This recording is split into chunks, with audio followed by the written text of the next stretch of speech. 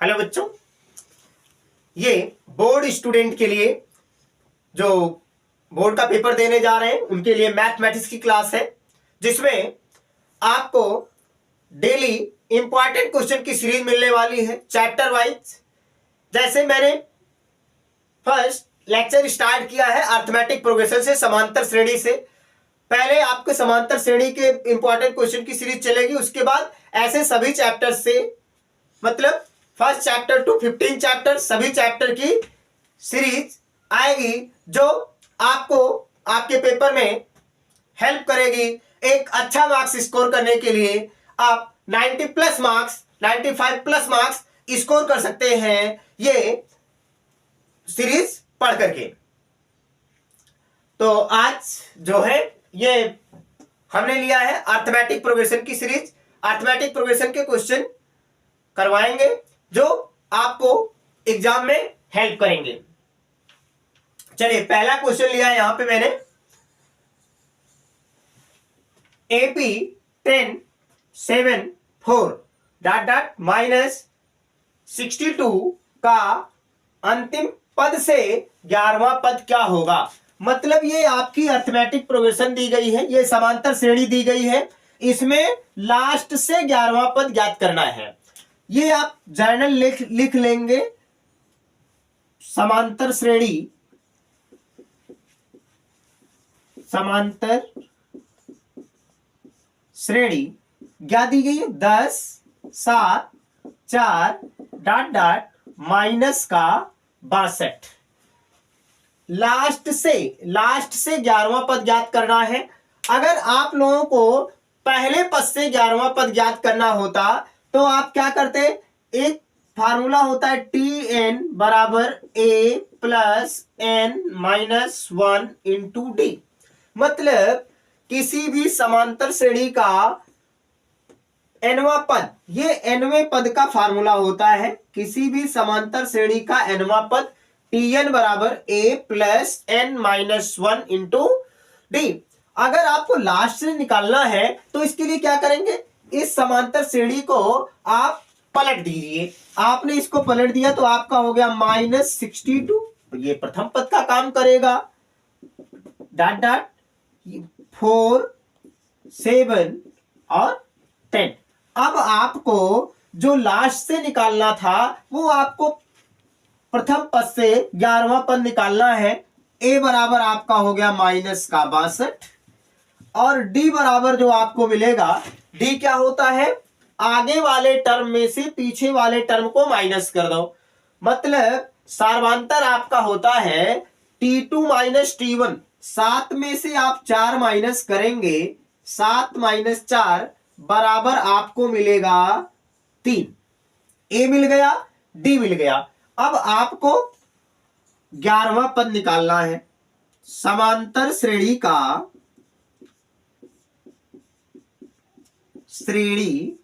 का 11वां पद क्या होगा, T11 बराबर A लिख दिया, प्रथम पद है, प्लस n माइनस 1, n की वैल्यू 11 है, 11 माइनस 1 और D की वैल्यू आपकी 3 है, अभी D रहने दीजिए। तो आपका हो जाएगा T11 equal A plus 10D। अब आपको यहां पे A की वैल्यू क्या है, माइनस का 62 प्लस 10, D के प्लेस पे 3 है तो आपका माइनस 62 प्लस 10 तिहाई 30। 62 में आप 30 जोड़ेंगे, ये प्लस का है और ये माइनस का है, तो इसको आप सॉल्व करेंगे तो माइनस का 32 मिलेगा। अतः इस समांतर श्रेणी का अंतिम से 11वां पद माइनस 32 होगा। अब सेकंड क्वेश्चन देखते हैं।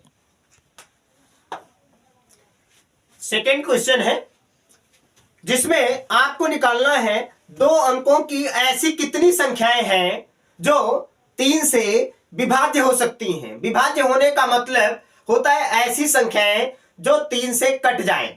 तो मेरे प्यारे बच्चे, आप बताइए 2 अंकों की संख्याएं स्टार्ट कहां से होती हैं। जैसे आपने लिख लिया 10, तो 10 ये 2 अंक की है। 10 से पहले तो 2 अंक था नहीं ना, 0 से लेके 9 तक सभी 1 अंक की संख्याएं थी। मतलब 10 से लेके 99 तक 2 अंकों की संख्याएं होती हैं। 99 के आगे जैसे 100 हो जाता है तो ये 3 अंक की संख्या में आ जाएगा। तो 3 अंक की संख्या आपको लेना नहीं है, इसको मैंने क्रॉस कर दिया। कह रहा 2 अंकों वाली कितनी संख्याएं 3 से विभाज्य है। तो हमको पहले ये देखना है, क्या 10 जो है ये 3 से कट जाता है? नहीं कटता है। 10 के आगे अगर मैं 11 लूं तो 11 3 से कट जाता है? 11 3 से नहीं कटेगा। 11 को आप 3 से काटेंगे तो 3 3 जा 9, यहां पे 2 बच गया। और पूरी तरीके से क्या करना है, पूरी तरीके से कट जाना चाहिए, लेकिन ये पूरी तरीके से नहीं कट रहा है। जब मैंने पहली संख्या यहां पे 12 ले लिया तो 12 क्या है, 12 3 से कैंसिल हो जाएगा, 12 3 से कट जाएगा। अब जब 3 से कट रहा है तो आगे वाली संख्याएं जो होंगी वे सभी संख्याएं, इसमें अगर मैं सार्वंतर जोड़ दूं, जैसे किसी भी समांतर श्रेणी का nवां पद यही तो होता है, a plus D, a plus 2d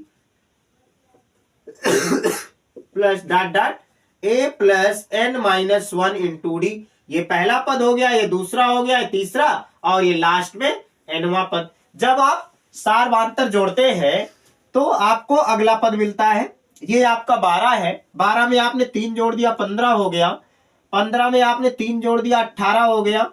इस तरीके से ये लास्ट में आपका 99 है। 99 लास्ट में मैंने इसलिए लिया क्योंकि 99 जो है ये 3 से कैंसिल हो जा रहा है, 3 से कट जा रहा है, 3 से विभाज्य है। अब यहां पर कह रहा है 2 अंकों वाली कितनी संख्याएं, आपको n की वैल्यू निकालना है। प्रथम पद तो आपको मिल गया, पहला पद क्या है, 12 है। कॉमन डिफरेंस, कॉमन डिफरेंस का मतलब क्या होता है, सार्वंतर। सार्वंतर आपको मिलेगा T2 माइनस T1। जब आप सेकेंड टर्म में से फर्स्ट टर्म माइनस करेंगे तो आपको मिलेगा सार्वंतर। तो 15 माइनस 12, 15 में से 12 जाएगा, मिलेगा क्या, 3 मिलेगा। ए मिल गया, डी मिल गया। लास्ट वाला टर्म, लास्ट वाला टर्म आपने मान लिया ये 99 जो है ये nवां टर्म है, Tn बराबर 99 यहां पे आपने मान लिया। माना इसलिए है क्योंकि आपको n की वैल्यू मालूम नहीं थी। Tn का फार्मूला क्या होता है, अभी अभी आप लोगों ने सीखा, समांतर श्रेणी के nवें पद का फार्मूला होता है a plus n minus 1 into D. आप सिंपल सा Tn के प्लेस पे ये फार्मूला रख दें, a plus n minus 1 into D बराबर 99। a की वैल्यू कितनी है, a की वैल्यू 12 है, प्लस n की वैल्यू नहीं मालूम है, n की वैल्यू आप रख दें क्योंकि वही आपको निकालना है। d की वैल्यू आपको यहां पे 3 दिया गया बराबर 99। अब क्या करें, ये इधर प्लस में है, बराबर के इस तरफ ले जाएंगे, इसका जब पक्षांतर करेंगे तो पक्षांतर करने पर आपको क्या मिलेगा, आपको मिलेगा n माइनस 1 बगल में 3 इक्वल 99 माइनस 12। 99 में से अगर 12 माइनस करेंगे तो 9 में से 2 जाएगा, 7 आ जाएगा, 9 में से 1 जाएगा तो आपको मिलेगा 8। तो यहां पर आपको मिला क्या, 3n माइनस 1 बराबर 87। ये बताइए यहां पर 3 और n माइनस 1 के बीच में मल्टीप्लाई का साइन है, गुणा है। अगर ये आप पक्षांतर करेंगे तो क्या होगा, ये भाग में परिवर्तित हो जाएगा। n माइनस 1 बराबर 87/3। अब देखिए इसको काटें, 3 कम 3, 3 दूना 6, 2 बचा 27 हो गया, और 3 नवा 27, मतलब n माइनस 1 बराबर 29 आ गया। और n की वैल्यू आपको क्या मिलेगी, 29। ये इधर माइनस में 1 है, इधर जाएगा प्लस में हो जाएगा, 29 प्लस 1 बराबर 30। n की वैल्यू आ गई 30। अतः आपको मिला क्या, 2 अंकों की कितनी ऐसी संख्याएं हैं जो 3 से कट जाएंगी, तो आपको n बराबर 30 मिल गया। अतः 2 अंकों की दो अंकों की 3 से विभाज्य होने वाली संख्याएं, विभाज्य संख्या बराबर क्या हो जाएगा, बराबर 30 हो जाएगा। तो इस तरीके से आप इसको फाइंड कर सकते हैं।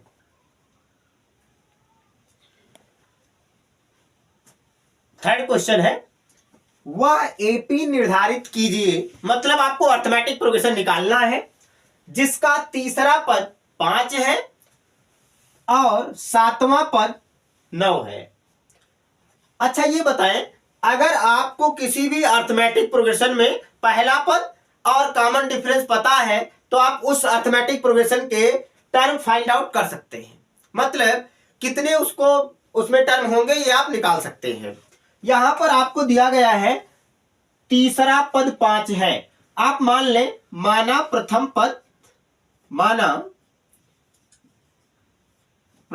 पद ए तथा सार्वांतर डी है, तो आपको प्रथम पद ए और सार्वांतर डी कंसीडर कर लेना है। तो तीसरा पद क्या होगा, T3 बराबर 5 है। T3 को आप क्या लिख सकते हैं, 3 में से 1 कम 2, a प्लस 2d बराबर 5, पहला हो गया। दूसरा दिया गया सातवां पद 9 है, मतलब T7 बराबर दिया गया है 9, 7 में से 1 कम 6d लिखना है, a प्लस 6d बराबर 9, इक्वेशन नंबर 2 हो गया। ये इक्वेशन 1, ये इक्वेशन 2, दोनों इक्वेशन की हेल्प से दोनों समीकरण को हल करें, a और d की वैल्यू निकाल लें। ये 9 लिखा गया, ये 5 है, तो इधर ये बड़ा है, सेकंड वाले में से मैं फर्स्ट वाले को माइनस कर देता हूं, a प्लस 2d माइनस करना है इक्वल टू 5, इक्वेशन नंबर 1। अगर आप माइनस करते हैं तो जो नीचे वाला समीकरण होता है उसमें उसके चिन्ह बदल जाते हैं, अगर प्लस है तो माइनस में हो जाएगा और माइनस है तो प्लस में हो जाएगा। ये प्लस है, माइनस लिख दिया, ये प्लस है, ये भी माइनस लिख दिया, यहां प्लस है, ये भी माइनस हो गया। तो ये प्लस था, ये माइनस हो गया, ये कट गया। 6d में से 2d जाएगा तो यहां पे मिलेगा 4d, 4d बचेगा। 9 में से 5 जाएगा, 4 बचेगा, 4 से 4 कट गया, d का मान आपको मिल गया 1।